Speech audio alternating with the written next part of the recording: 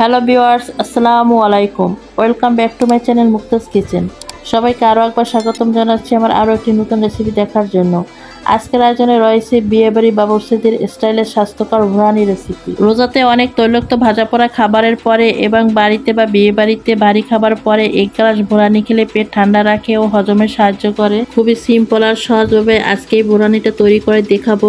তবে আপনারা এই ভুরানিটা বানিয়ে 2-3 দিন নর্মাল ফ্রিজে রেখে খেতে পারবেন। চলুন তাহলে চটপট ভুরানিটা বানানো দেখে নেই। আর ভিডিওটি ভালো লাগলে অবশ্যই একটি লাইক দিয়ে ভিডিওটি দেখে নেবেন। প্রথমে একটি পাত্রে ফ্রেশ 1 কাপ পুদিনা পাতা নিচ্ছি।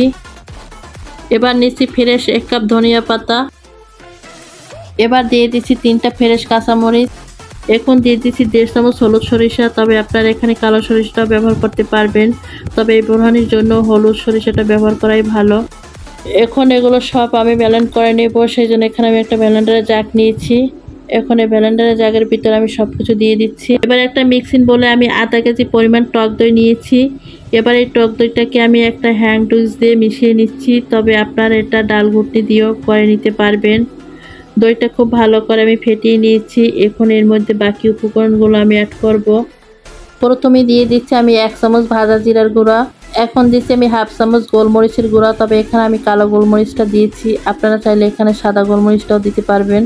এখন দিয়ে দিচ্ছি আমি 1 চামচ বিট লবণ, তবে বিট লবণটা আমি আমার স্বাদ মতো দিয়েছি, আপনারা আপনাদের স্বাদ অনুযায়ী দিয়ে নেবেন।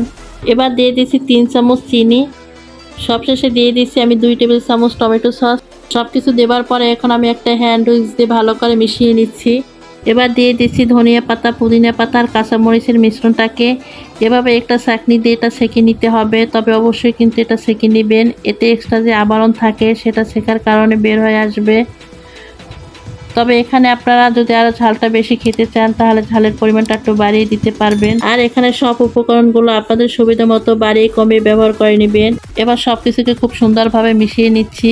তবে আমি পুদিনা পাতা, ধনিয়া পাতা আর কাঁচামরিচের মিশ্রণটা ব্লেন্ডারে করছি, আপনারা চাইলে সেটা শিলপাটায় করে নিতে পারবেন। এখানে আমি মিশ্রণটা করার জন্য হ্যান্ড উইস্ক ব্যবহার করছি, তবে আপনারা হ্যান্ড উইস্ক ছাড়াও এখানে ডাল ঘুটনি দিয়ে এটা করে নিতে পারবেন। সবকিছু খুব ভালো করে মসৃণ করে মিশিয়ে নিচ্ছি।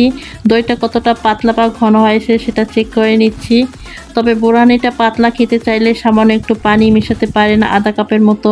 তো আমার মনে হচ্ছে আমার ভুরানিটা ঠিকঠাক আছে, তাই আমার আর কিছু দরকার নেই। সব কিছু মিশানোর পরে আমার ভুরানিটা সম্পূর্ণ পুরোপুরিভাবে রেডি। এটা এখন আমি পরিবেশন করে নেব। খুবই অল্প উপকরণে কম সময় এটা তৈরি করা যায়। আমার তো মনে হয় বিয়ে বাড়ি বা বড় বড় রেস্টুরেন্টের থেকেও বাসায় তৈরি করা ভুরানিটা বেশি মজা হয়। আপনারা এটা বানিয়ে বাসায় সংরক্ষণ করে ফ্রিজে রাখতে পারেন। বেশি তৈলাক্ত খাবার বা ভারী খাবার খেলে তখন 1 গ্লাস ভুরানি খেতে পারেন। তবে এই ভুরানিটা খেলে পেট ঠান্ডা রাখে ও হজমে সাহায্য করে। আশা করছি বন্ধুরা আমার আজকের এই সহজ ও সিম্পল রেসিপিটা আপনাদের কাছে ভালো লেগেছে। যদি রেসিপিটি ভালো লাগে তাহলে অবশ্যই লাইক, কমেন্ট, শেয়ার করে দিবেন। আর আমার চ্যানেলটি সাবস্ক্রাইব করে না থাকলে অবশ্যই সাবস্ক্রাইব করে রাখবেন।